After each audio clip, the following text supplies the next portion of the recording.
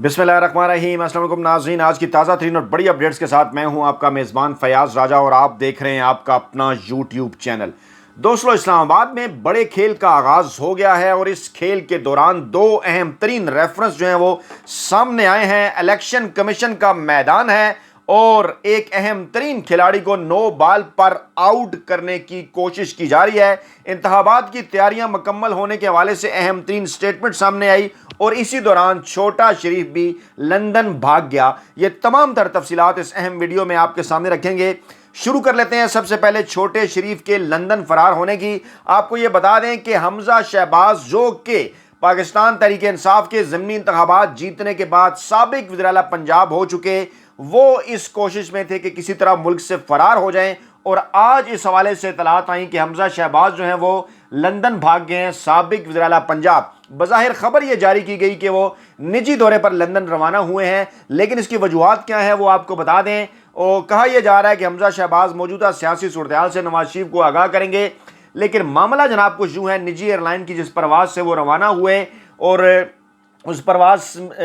से रवाना होने से पहले कुछ अहम तरीन उन्होंने मुलाकातें की अपने ख़ानदान के लोगों के साथ और उसमें कुछ अहम तरीन मामला जो है वो ज़ेर बहस है, क्योंकि शहबाज शरीफ इस वक्त इस मुल्क के इम्पोर्टेड वज़ीर आला हैं और वो कई ऐसे अपने इख्तियारात इंजॉय कर रहे हैं जिनकी वजह से उन्हें एक मखसूस जो केस है उनके ऊपर मनी लॉन्ड्रिंग का, अरबों रुपए की मनी लॉन्ड्रिंग का, उसमें उन्हें गिरफ्तार नहीं किया जा सकता। लेकिन हमजा शहबाज वज़ीर आला जो है वो वज़ीर आला पंजाब के ओहदे से हटने के बाद उनके पास अब इस किस्म की जो है वो एक चॉइस जो है वो बाकी नहीं रही और 7 सितंबर को अदालत ने उन्हें मनी लॉन्ड्रिंग केस में अपने वालिद शहबाज शरीफ के साथ तलब कर रखा था। दौरान समाअत शहबाज शरीफ और हमजा शहबाज ने हाज़री माफ़ी की दरख्वास्त दायर की थी, जिसमें कहा गया था कि हमजा शहबाज कमर की तकलीफ के बायस पेश नहीं हो सकते। कमर में उनको तकलीफ है, लेकिन इतना लंबा हवाई जहाज़ का सफ़र करके वो लंदन पहुंच गए, फरार हो गए, जबकि शहबाज शरीफ इस्लामाबाद में होने के बावजूद वो नहीं आए थे।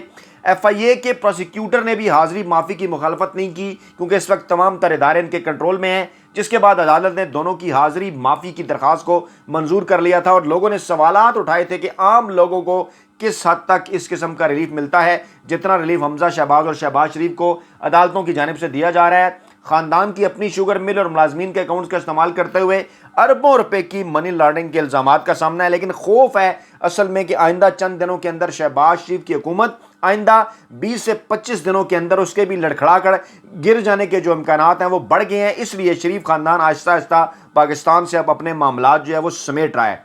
अब बढ़ते हैं जनाब इलेक्शन कमीशन की जानिब। आज पाकिस्तान तहरीक इंसाफ और इमरान खान की जानिब से इलेक्शन कमीशन के खिलाफ एहतजाज का ऐलान किया गया था और इस्लामाबाद और पेशावर और लाहौर, इस्लामाबाद के अंदर जो इलेक्शन कमीशन का मरकजी दफ्तर है यहाँ पर, और पेशावर और लाहौर में जो सूबाई दफातर है यहाँ पर पाकिस्तान तहरीक इंसाफ के जो मुंतखब रहनुमा हैं, जो मुख्तलिफ अरकान हैं KPK और पंजाब असम्बली के, और इसी तरह इस्लामाबाद में कौमी असम्बली के, वो तमाम जो है वो इलेक्शन कमीशन के दफातर के बाहर पहुँचे। इस वक्त वो लाहौर के अंदर भी मौजूद हैं, पेशावर के अंदर भी मौजूद हैं। इस्लामाबाद की सूरत हाल से आपको आगाह करते हैं कि पाकिस्तान तहरीक इंसाफ के सेनेटर्स और MNA वो पार्लियामेंट हाउस से उन्होंने इलेक्शन कमीशन की जानिब आना था, लेकिन जगह जगह इस इम्पोर्टेड हुकूमत की जानिब से रुकावटें लगाई गई, उनके रास्ते में मुश्किलात खड़ी की गई। लेकिन इसके बावजूद पाकिस्तान तहरीक इंसाफ के जो रहनुमा हैं वो इलेक्शन कमीशन के बाहर आए और वहाँ पर उन्होंने इलेक्शन कमीशन में यादाश्त पेश की कि मौजूदा चीफ इलेक्शन कमिश्नर और इलेक्शन कमीशन के मौजूदा अरकान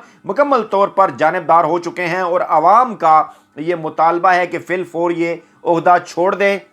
और इसी तरह से जो लाहौर के अंदर यास्मीन राशिद हैं, उन्होंने पंजाब असम्बली की करारदाद जो है वो वहाँ पर पढ़कर सुनाई सूबाई इलेक्शन कमीशन के दफ्तर के बाहर। खैबर पख्तूनख्वा के अंदर भी वहाँ की क़यादत जो है वो खैबर पख्तूनख्वा असम्बली की जो करारदाद है वो पढ़कर सुना रही है और ये कहा जा रहा है इलेक्शन कमीशन ऑफ पाकिस्तान को कि मुल्क की 2 सूबाई असम्बलियाँ मुंतखब नुमाइंदे खैबर पख्तूनख्वा के और पंजाब के आपके खिलाफ करारदादें जो है वो पेश कर चुके और आज जो है वो मरकजी क़यादत की जानिब से इस्लामाबाद में कौमी असम्बली और सेनेट के जो अरकान हैं उन्होंने भी आपके खिलाफ यादाश्त जो है वो पेश कर दी। ऐसी सूरत हाल के अंदर इखलाकी तौर पर अब यह आपकी जिम्मेदारी है कि आप फिल फौर ये ओहदा छोड़ दें, क्योंकि आप 22 हो चुके हैं पाकिस्तान तहरीक इंसाफ के खिलाफ। और इसी दौरान फिर यह खबर भी आई कि पाकिस्तान तहरीक इंसाफ की जानिब से सुप्रीम जुडिशल कौंसिल में मौजूदा चीफ इलेक्शन कमिश्नर के खिलाफ जुडिशल रेफरेंस जो है वो दायर कर दिया गया है और उसमें भी यही मौक़िफ़ अपनाया गया है कि मौजूदा फैसला जो इस वक्त पाकिस्तान तहरीक इंसाफ और इमरान खान के हवाले से आया پارٹی فنڈنگ کے حوالے سے اس کے اندر مکمل طور پر جانبداری نظر آئی. کسی ایک گواہ کو نہیں سنا گیا, کسی ایک اس شخص کو نہیں سنا گیا جن کے اوپر الزامات تھے, بلکہ بیرون ملک مقیم جو پاکستانی ہیں انہیں غیر ملکی قرار دیا گیا, اور باری باری آ کر ویڈیوز کے ذریعے وہ تمام غیر ملکی پاکستانی تمام تر تفصیلات سوشل میڈیا کے ذریعے عوام کے سامنے رکھ رہے ہیں کہ کس طرح سے ان کی جو فنڈ کی گئی رقم تھی اس کو غیر ملکی فنڈنگ جو ہے وہ قرار دیا جا رہا ہے, غیر آئینی اور غیر قانونی طریقے سے چیف الیکشن کمیشن اور الیکشن کمشنر کی جانب سے. اور اس صورتحال کے اندر سپریم جوڈیشل کونسل میں ریفرنس دائر کیا ہے پاکستان تحریک انصاف نے. لیکن اب تازہ ترین اطلاعات یہ ہیں کہ وہاں پر جو ہے وہ رجسٹرار آفس کے پاس جانے کے بعد اس کی کاپی واپس لے لی گئی ہے, اور اب یہ کہا جا رہا ہے کہ مزید اس میں کچھ قانونی پہلوؤں کو اجاگر کرنے کے بعد یہ جو ریفرنس ہے ایک بار پھر جو ہے وہ الیکشن کمیشن میں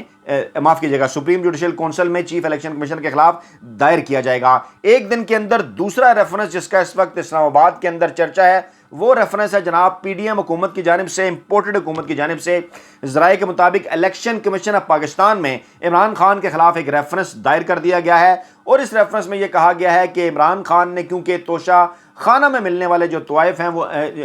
جو گفٹس ہیں جو تحائف ہیں وہ ظاہر نہیں کیے, اس لیے عمران خان کو نااہل قرار دیا جائے, جس پر اس وقت جو پاکستان کے سیاسی آئینی اور قانونی ماہرین ہیں وہ ہنس رہے ہیں کہ اس امپورٹڈ حکومت کے پاس شاید عقل سوچ اور سمجھ بوجھ کی کمی ہے کہ وہ اس قسم کے اقدامات عمران خان کے خوف میں اٹھا رہی ہے, کیونکہ یہ کسی قسم کا کوئی ایسا معاملہ نہیں ہے کہ جس کے خلاف الیکشن کمیشن میں عمران خان کے خلاف جو ہے وہ نااہلی کا ریفرنس دائر کیا جائے کہ آرٹیکل 62-63 کے ذریعے عمران خان کو نااہل قرار دیا جائے. دوسرا سوال یہ بھی ہے کہ حکومت تو اس بات کا دعویٰ کر رہی تھی کہ وہ الیکشن کمیشن کا جو پارٹی فنڈنگ کے اوپر فیصلہ ہے اس کی بیس میں عمران خان کے خلاف